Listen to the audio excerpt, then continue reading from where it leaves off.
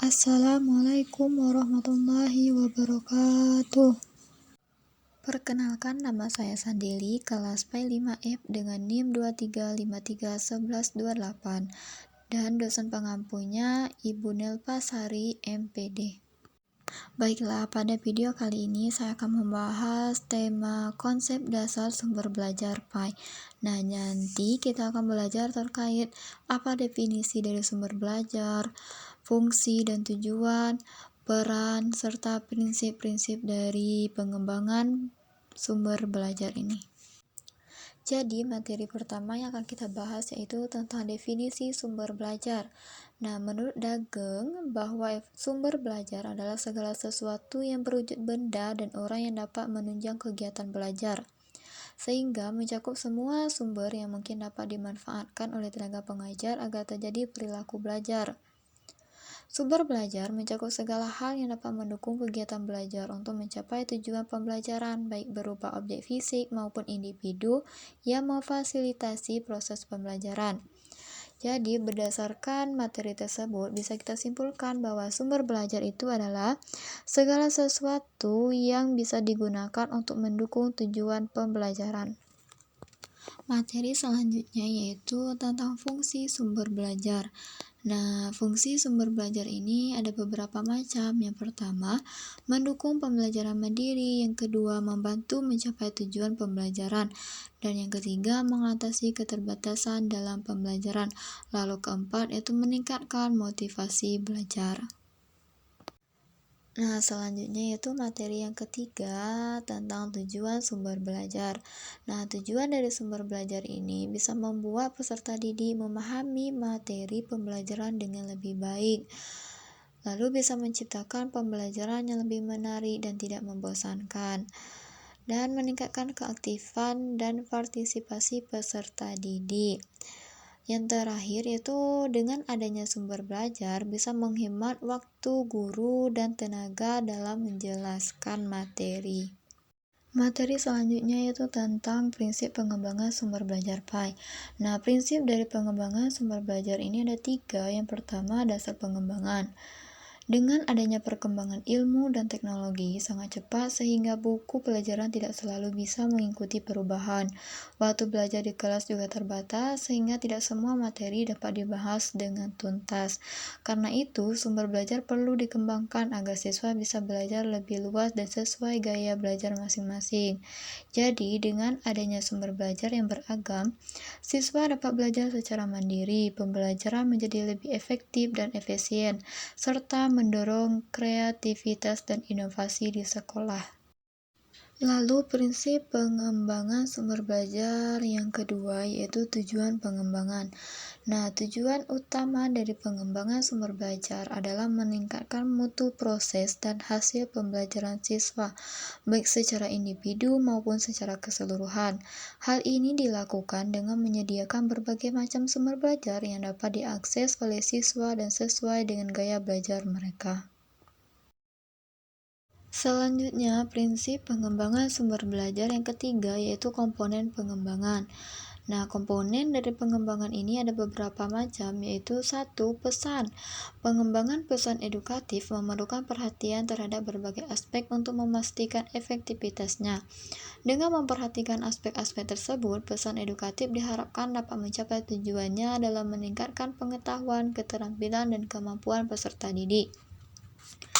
Selanjutnya itu orang. Nah, komponen orang yang memegang peranan penting dalam proses pembelajaran seperti guru, mentor, atau ahli yang menjadi sumber belajar idealnya memiliki keahlian yang mendalam di bidangnya. Selanjutnya itu bahan. Nah, bahan pengembangan belajar memerlukan perhatian terhadap berbagai aspek untuk memaksimalkan efektivitasnya. Bahan belajar yang baik harus bervariasi, meliputi bentuk cetak, mencetak, audiovisual, dan berbasis komputer. Selanjutnya yaitu alat. Nah, pengembangan alat sebagai sumber belajar harus dilakukan dengan mempertimbangkan beberapa aspek penting. Alat belajar idealnya sesuai dengan kebutuhan masing-masing mata pelajaran atau keahlian dan mengikuti perkembangan ilmu pengetahuan, teknologi, dan seni. Selanjutnya itu prosedur. Dalam mengembangkan prosedur perlu mempertimbangkan berbagai hal seperti tujuan pembelajaran, karakteristik materi pembelajaran, serta karakteristik individu yang belajar. Proses tersebut juga harus memfasilitasi pemahaman materi, mengikuti perkembangan teori belajar, dan mendorong keterlibatan aktif serta kemandirian dalam pembelajaran. Selanjutnya itu lingkungan. Ketika mengembangkan lingkungan sebagai sumber belajar, penting bagi pembelajar untuk mempertimbangkan beberapa faktor, termasuk tujuan pembelajaran, karakteristik materi pelajar, serta karakteristik individu yang belajar. Selanjutnya itu pengelolaan. Dalam mengatur komponen pengembangan sumber belajar, beberapa aspek penting harus dipertimbangkan. Yang pertama, perlu dilakukan perencanaan secara terstruktur dan menyeluruh, yang mencakup pengembangan kurikulum, silabus, dan rencana pembelajaran dengan prinsip belajar dari berbagai sumber, lalu koordinasi yang melibatkan siswa, pengelola sumber belajar, dan pihak sekolah perlu dijalankan. Materi selanjutnya yaitu tentang peran guru dalam pengembangan sumber belajar PAI. Peran guru PAI dalam mengembangkan sumber belajar PAI yaitu dengan pengelolaan kelas, mempersiapkan pembelajaran sesuai dengan materi yang akan diajarkan. Berbagai sumber belajar akan digunakan dalam proses pembelajaran seperti buku cetak, modul, LKS, gambar, kemudian bisa juga dengan objek lingkungan di sekolah seperti pohon atau tanaman lainnya. Penggunaan buku pegangan guru seperti LKS, modul, buku yang ada di perpustakaan, masjid, atau musola. Bisa juga dengan buku-buku online atau jurnal, video, gambar, film yang akan memberikan materi.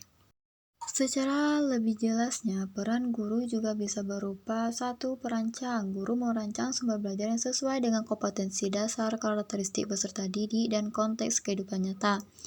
Yang kedua, pengembangan. Guru tidak hanya memanfaatkan sumber belajar yang sudah ada, tetapi juga mengembangkan atau memodifikasi sumber belajar agar lebih relevan. Yang ketiga, fasilitator. Guru memfasilitasi peserta didik dalam menggunakan sumber belajar. Guru membantu siswa mengakses, memahami, dan memanfaatkan sumber belajar dengan tepat. Motivator, guru mendorong minat dan kesadaran siswa dalam mempelajari PAI dengan memanfaatkan sumber belajar yang beragam, sehingga pembelajaran lebih menarik dan bermakna. Yang kelima, evaluator. Guru menilai efektivitas sumber belajar yang digunakan, baik dari segi kemudahan dipahami, relevansi, dan dampaknya terhadap hasil belajar, serta sikap religius peserta didik.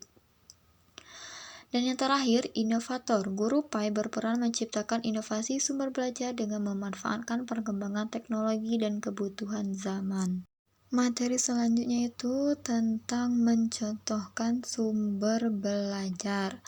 Nah, mencontohkan ini saya mengambil tentang kasus seperti yang ada di kelas 5, yaitu di kelas 5 terdapat guru yang mengajarkan materi tata cara sholat. Saat menjelaskan melalui ceramah, sebagian siswa terlihat masih bingung mengenai urutan gerakan sholat dan bacaan yang menyertainya. Untuk membantu pemahaman siswa, guru kemudian memutarkan video digital tutorial tata cara sholat melalui proyektor. Video tersebut menampilkan urutan wudhu, niat, serta gerakan sholat mulai dari takbiratul ihram hingga salam, disertai bacaan dan suara yang jelas. Siswa diminta mengamati dengan cermat lalu mencatat poin penting dari video. Setelah menonton, guru membimbing siswa untuk mempraktikkan gerakan sesuai instruksi dalam video. Nah, pada kasus ini, video digital yang dijelaskan itu berfungsi sebagai sumber belajar dan proyektor sebagai media pembelajaran karena menyajikan suara dan gambar secara bersamaan untuk memperjelas proses pembelajaran. Inilah pembahasan pada video kali ini tentang konsep dasar sumber belajar PAI. Terima kasih atas waktunya yang sudah menonton. Semoga video ini bermanfaat bagi kita semua. Sebelumnya, jika terdapat kesalahan saya dalam menyampaikan materi, saya mohon maaf. Kepada Tuhan saya mohon ampun. Saya akhiri wabillahi taufiq wal hidayah. Wassalamualaikum warahmatullahi wabarakatuh.